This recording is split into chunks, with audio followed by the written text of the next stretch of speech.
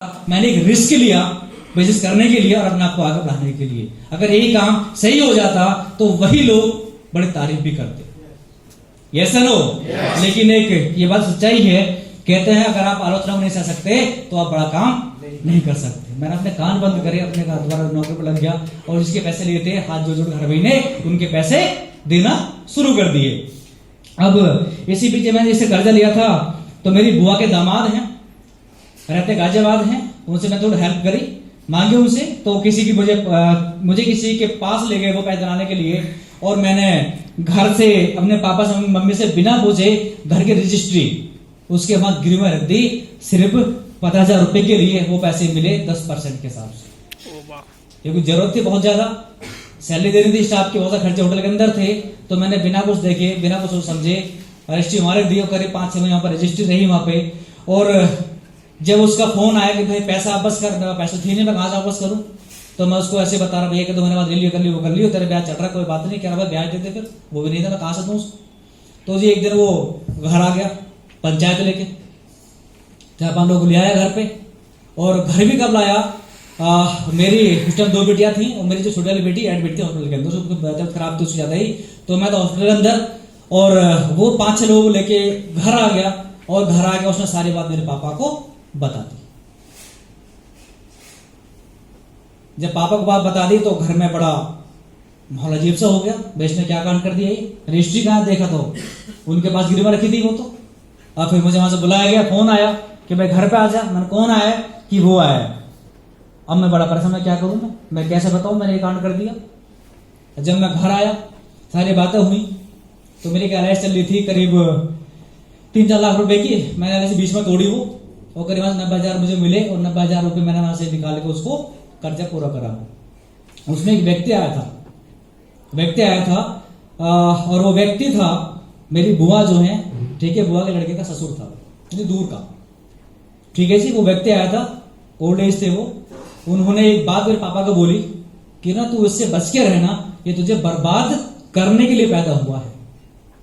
उस टाइम मेरे पापा का आंखों में आंसू थे, वो खून का आंसू हो रहे थे, सिर्फ मेरी वजह से। मैंने देखा था वो मंजर घर में क्या चल रहा था। हालांकि मैं घर को गलत काम नहीं करा था, मैंने रिस्क लिया था कुछ अच्छा करने के लिए, अपने खानदान का, पापा का नाम ऊंचा बढ़ाने के लिए। वो मंजर था, सोचो उधर घर में क्या हालत हुई होगी। सब घर वाले रो रहे थे और सब मुझे भाषा जो नहीं कहना चाहिए वो मुझे कह रहे थे, सबके पास सुनी थी। और मुझसे ज्यादा वाइफ को बोला कि तुझे तो पता होगा, तुझे तो बताया होगा। और सच्चाई ये थी कि मैं उसको भी नहीं बताया, दुखी हो जाएगी। सोचो, मेरे से छोटे मेरे से बड़े सब ताना मार रहे थे, तो मैं क्या कर दिया, ये मुझसे बोल देता, ये होता वो होता। लेकिन वो टाइम था, वो रात कैसे कटी वो मुझे पता। घर में खाना नहीं बना था और सबके चेहरे पर आंसू थे उस टाइम, और सब रो रहे थे, सब मुझे कोई शब्द गाली दे रहे थे। सोचो वो दिन मन करा कि खत्म हो गया सब कुछ, जाकर नहीं जाके आत्महत्या कर ली, लेकिन नहीं करा। मेरी 2 बेटियां थी, उन्हें ख्याल आया, लेकिन गलत है, मैं कायर नहीं हूं, मैं दुनिया से लड़ूंगा और जीत कर एक दिन वापस आऊंगा। जी, आप जो सोचते हैं वो चीज आपको जरूर मिलती है। Yes no? यस। आगे चले? यस। एक्सेप्ट किया, और जब पैसे कमाना शुरू करा, दोबारा नौकरी में आया तो सब हाथ जोड़ के वापस 4 महीने पैसे को वापस करना शुरू करा। उन्होंने थैंक यू बोला, right. Turning point of my life क्या हो सकता है? वेस्टीज। कुछ और ही मंजूर तो करवा ले को। Yes no? 2016 जून के महीने में सुबह का टाइम था, करीब 7-7:30 बजे का। तो जैसे मैं निकला फरीदाबाद से, वहीं रेड लाइट बढ़ती, रेड लाइट पे मैंने वहां बाइक रोकी, मेरे पास बाइक हुआ करती थी। और जैसे रेड लाइट ग्रीन हुई, मैंने वहां से बाइक स्टार्ट करके आगे चला, और इधर से मैं रहा था, उधर से जो ट्रैफिक आ रहा था रेड लाइट की तरफ से, राइट। और उसी ट्रैफिक में से एक गाय निकल के बिल्कुल मेरे सामने आ गई। सामने जैसे गाय आई तो गाय टकराई और मैं गिर गया डिवाइडर के ऊपर, और मैं जो राइट वाला शोल्डर था पूरा फ्रैक्चर हो गया उस डिवाइडर के ऊपर आके। ये वाली हड्डी थी बिल्कुल टूट चुकी थी कि भाई ऐसे बात है, मेरा एक्सीडेंट हो गया यहाँ पे, और तो यहाँ मुझे आके ले जा। अब जैसे घर पता एक्सीडेंट हो गया तो घर वाले परेशान हो गए और ज्यादा। हालांकि घर से 2-3 किलोमीटर दूर से, जब ज्यादा दूर नहीं आया था मैं, तो वहां फटाफट भाई आया, वहां से फिर एक मुझे ऑटो में डाला और सीधा हम चले गए हॉस्पिटल। 9:10 राइट। तो मैंने उससे कहा, भाई ने कहा कि आज वो नहीं आ सकता और उसे एक्सीडेंट हो गया है। तो बॉस जवाब आया, झूठ कह रहा है, झूठ कह रहा है, उसे छुट्टी करनी होगी और यहाँ पूरा इतना सारा काम फैला पड़ा, बहुत सारे लोग चेकआउट है, यहाँ से गैस चेकआउट है, यहाँ से होटल पूरा पैक जा रहा है, मेरे उससे बात कराओ। अब मैं तो डर से परेशान, मैं तो रो रहा बैठ के यहाँ पे, इतना पेन हो रहा था। अब बॉस हो रहा था झूठ कह रहा है ये, फिर उससे बात कराओ। तो मैंने खाली बात तो नहीं करी उस टाइम जो थी, लेकिन मैंने उसको व्हाट्सअप कर दिया अपने फोटो खींच के कि सर ये मेरे साथ हादसा हो गया, सर होटल नहीं आ पा रहा हूं। तो असलियत आया, रिप्लाई है बॉस का, यार लग तो असलियत एक्सीडेंट हुआ, लग तो रहा है। अच्छा कोई बात नहीं। फिर कहता है बॉस अच्छा कितने दिन बाद आएगा? मैं डॉक्टर ने बोला है करीब 1.5 महीने 45 दिन के बाद ही मैं आ सकता हूं, क्योंकि शोल्डर पूरा फ्रैक्चर है, ना मैं बाइक चला सकता हूं और ना ही मैं किसी कन्वेंस आ सकता हूं, राइट। तो उसने कहा कोशिश कर थोड़ा जल्दी आ जा।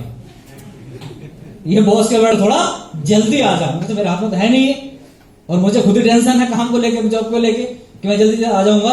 लेकिन फिर मैं करीब 30 दिन के बाद, 1 महीने के बाद थोड़ी रिकवरी हुई और मैं ये बेल्ट बांध के जो था अपने ओला में किसी में टैक्सी बुक करके फरीदाबाद से वहां पहुंच जाया करता था और 2-4 दिन वहीं रुकता था, फिर होटल में ही, फिर उसके बाद घर आया करता था, राइट। लेकिन यहाँ पे जो हादसा क्या हुआ, जब मैं होटल पहुंचा और होटल पहुंचने के बाद जो मेरी सेविंग थी, थोड़े बहुत जो बचाए पैसे वो तो इलाज में लग गए थे सारे के सारे। अब घर में पैसा एक नहीं बचा, ना अपने खर्चे के लिए ना ही बच्चों को फीस के लिए।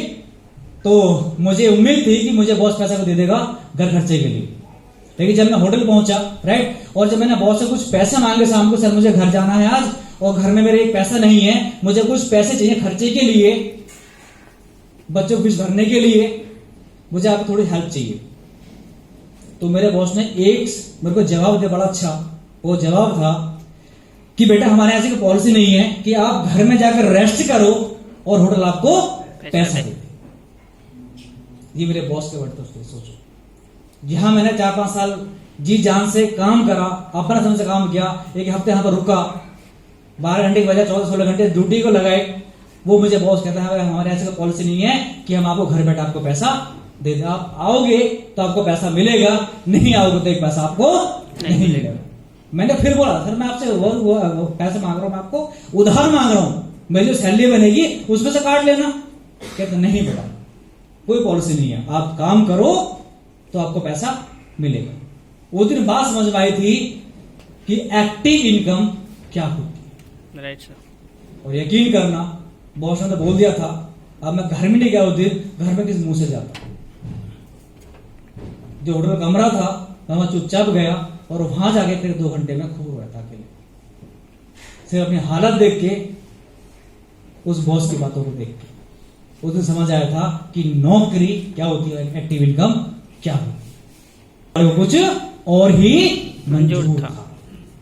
यस नो, अगर पहुंचाने के लिए ये उसकी कोई चाल थी, यस नो, क्योंकि हम जो सोचते हैं एकदम कुछ नहीं होता, वो एक प्लानिंग से होता है।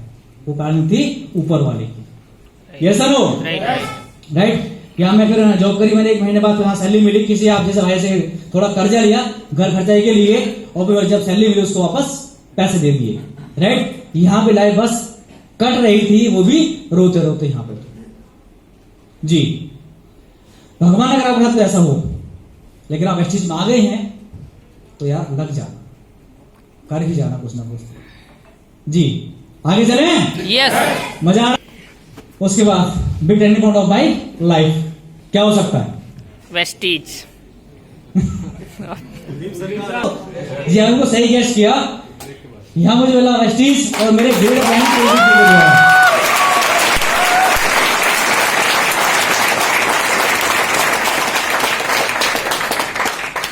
से मिलते हैं तो किस्मत को बदल कर रख देते हैं। एक वजह जिनकी वजह से मुझे वेस्टीज मिला, और अगर ये मुझे वेस्टीज ना बताते तो आज भी मैं कहीं ना कहीं नौकरी ही कर रहा होता 20,000 रुपए की। यस नो, जी। तो मैं अप्लाई में अगर बात करूं वेस्टीज की, मैं यहाँ पे कैसे आया था वेस्टीज के अंदर, इसकी भी एक कहानी है।